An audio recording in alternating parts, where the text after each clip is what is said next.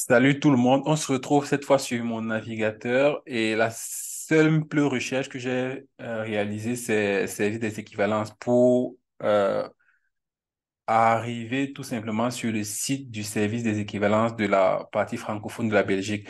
Mais bien entendu, vous n'avez pas besoin de faire ça. Je vous mettrai directement le lien du service des équivalences en description de cette vidéo.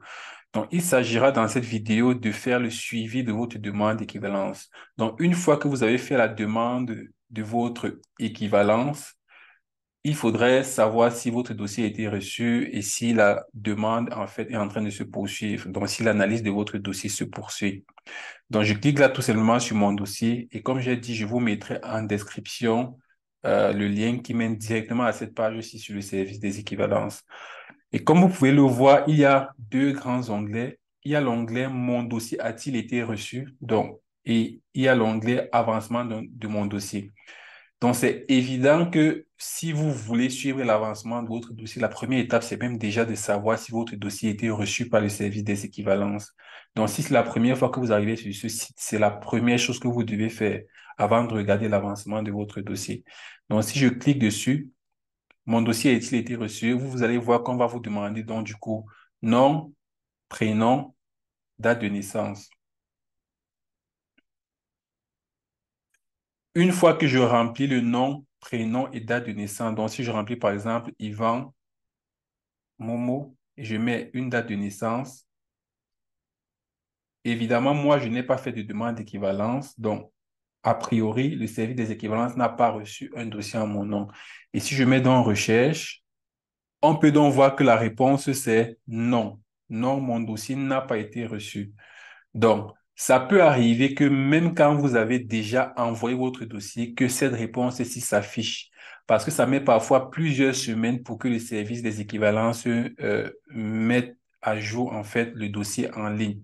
Donc, vous pouvez avoir envoyé ça aujourd'hui et une semaine, 2 semaines, 3 semaines après, ce n'est toujours pas à jour en ligne. Ce n'est pas une raison de vous inquiéter, ça peut arriver. Donc, et on peut voir donc en ligne que on remet mon nom, mon prénom, ma date de naissance et on me dit donc que voilà que mon dossier n'a pas été reçu. Maintenant, on va faire exactement la même chose avec une étudiante pour qui le dossier a été reçu, une étudiante dont j'avais envoyé le dossier au service des équivalences. Évidemment, je vais cacher ces informations personnelles. Donc, une fois que j'ai rempli les informations personnelles comme tout à l'heure, je vais tout simplement mettre recherche. Et là, maintenant, vous voyez que ça change. Là, on va juste me mettre oui, le dossier a été reçu. On me met la date de réception du dossier et on me met ça qui est très important, qui est le code barre que je vais copier, qui me permettra donc de faire le suivi du dossier, en fait.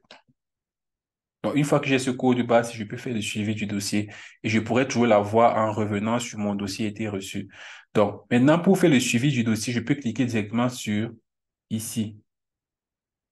OK? Et on me demande donc nom, prénom, code barre. Ça aurait été exactement la même chose si je revenais au début et que je cliquais sur avancement de mon dossier.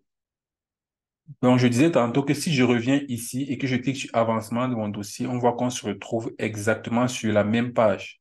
Donc, on va me demander mon nom, mon prénom et le code barre qu'on m'a donné tout à l'heure. Donc, je mets le nom de l'étudiante en question, son prénom et le code barre. Donc, une fois que j'ai rempli ces informations, je peux juste cliquer sur Rechercher et on peut donc voir l'avancement du dossier de l'équivalence de cette étudiante. On voit son nom, son prénom, son code barre, la date de naissance et le pays du diplôme. Donc, on peut voir donc que le dossier a été reçu le 7 juillet 2022. Ça, c'est la date de réception en premier point.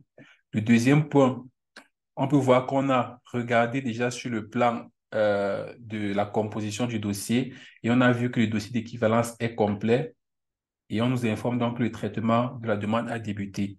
On peut donc voir à la suite que le dossier est en ordre, a été soumis et l'avis des experts a été demandé le 6 du 9.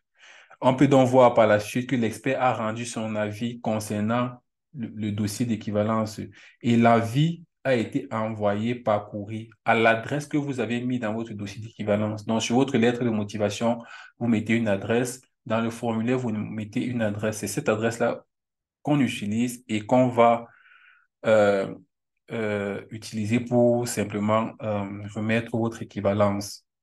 OK. C'est important que ce soit idéalement en Belgique, voire au plus en Europe, parce que généralement, si c'est hors de l'Europe, en fait, vous ne recevrez pas votre équivalence et du coup, vous serez obligé d'envoyer quelqu'un au service des équivalences pour avoir un duplicata. Donc voilà, donc ces différents points-ci sont mis au fur et à mesure. Ça veut dire, lorsqu'on reçoit votre dossier, il y a juste ce point. Vous voyez?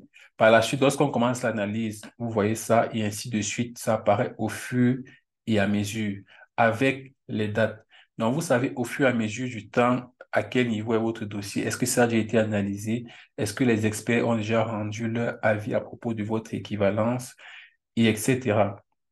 L'autre chose que je voudrais vous dire, c'est de ne pas vous inquiéter si ça prend beaucoup de temps. C'est tout à fait normal que ça prend plusieurs mois.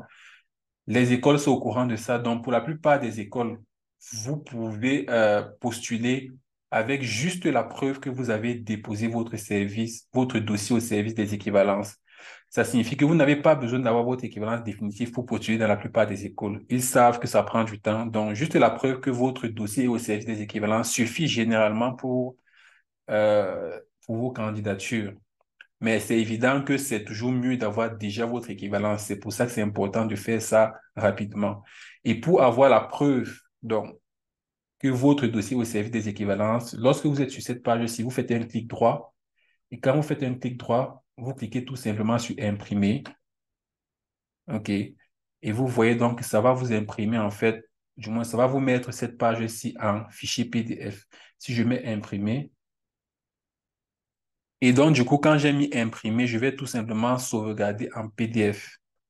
Je mets par exemple dossier équivalence.